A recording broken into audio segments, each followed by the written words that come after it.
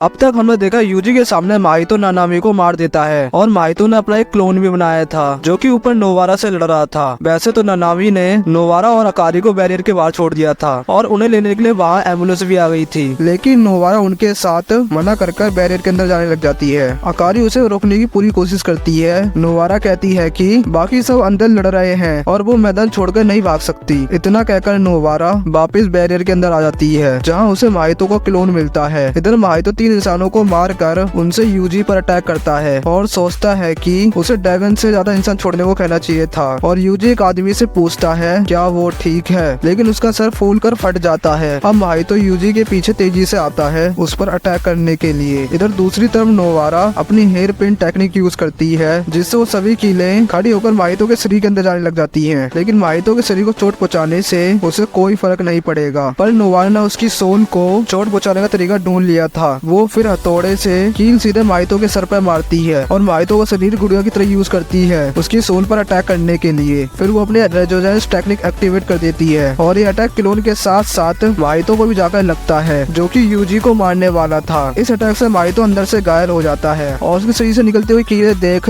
UG पहचान लेता है ये काम नोवारा ने ही किया होगा। दूसरी तरफ माहितो का क्लोन ये देख हैरान था और उसका नेचुरल एनिमी यूजी नहीं है बल्कि ये लड़की भी उसकी सोल को चोट पहुंचा सकती है। और नोवारा को पता चल जाता है कि उसकी कर्स एनर्जी और कहीं भी है और तभी माहितो भागने लग जाता है और नोवारा भी उसका पीछा करती है क्योंकि उसे वो खत्म किए बिना नहीं छोड़ सकती। और ये क्लोन स्टेशन के अंदर ही जा रहा था। इधर यूजी ने माहितो को मार ही दिया था और वो अपने छोटे छोटे टुकड़े कर लेता है जो कि इधर उधर भागने लग जाते हैं और उसे समझ नहीं आता कि इनमें से असली वाला कौन है। और उसे एक क्लोन में सबसे ज्यादा कर्स एनर्जी दिखती है और वो उसी पर अटैक करता है जो माहितो की चाल थी और अपने शरीर को जोड़कर वहाँ से भागने लग जाता है। और सामने से माहितो को क्लोन भी भागते हुए आता है और यूजी को पता चलता है कि माहितो ने अपना एक क्लोन भी बनाया था और यूजी को लगता है आपस में जुड़ने वाले हैं ताकि वो अपने आप को हील कर सके, लेकिन वो ऐसा नहीं करते और असली वाला माहितो नोवारा की तरफ जा रहा था। ये देख यूजी चिल्लाकर नोवारा को भागने को कहता है, लेकिन तब तक काफी देर हो गई थी। असली माहितो नोवारा के चेहरे को छू लेता है और यूजी माहितो के क्लोन को एक ही मुक्के में मार देता है और भागते हुए नोवारा के पास आता है। माहितो ये देखने को रुकता है। एक बार छूने से वो मरती है क्योंकि नानामी से लड़ते वक्त क्योंकि वो एक बार छूने से नहीं मरा था। और नोवारा अपने चेहरे पर हाथ रखती है और उसे अपना बचपन याद आने लग जाता है। अब कहानी 2009 में जाती है जब नोवारा 6 साल की थी और एक छोटे से गांव में रहती थी और उसे लगता था उसके गांव के सभी लोग पागल हैं, वो सिर्फ अकेली समझदार है। फूमी नाम की लड़की नोवारा के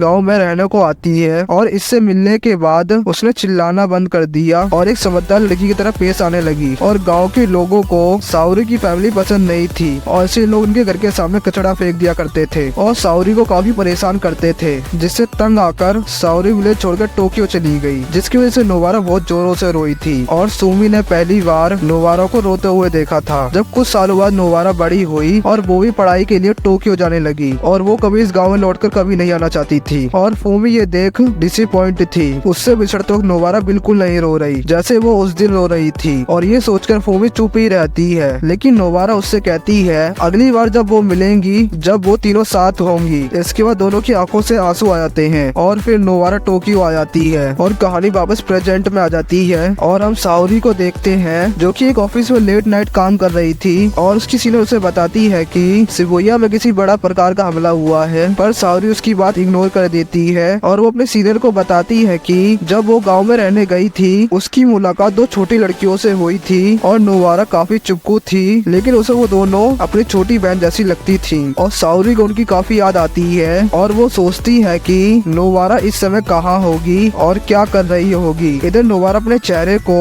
पकड़े खड़ी थी और उसे लगता था कि सारे लोग पागल होते हैं, लेकिन उसे जुत्सु हाई में आकर जाना थोड़ा पागल होना ही बुरी बात नहीं है। और उसके बाद अपने सभी दोस्तों को याद करने लग जाती है और सुमी से माफी मांगती है, वो उससे नहीं मिल पाई। अब नोवारा यूजी की तरफ देखती है जो कि बुरी तरीके से डरा हुआ था और नोवारा यूजी को बताती है कि वो सभी को यही कहे उसने काफी अच्छी जिंदगी जी है। इसके बाद नोवारा का चेहरा फूल कर फट जाता है और नोवारा यहाँ पर मर जाती है और यहीं पर एपिसोड खत्म हो जाता है।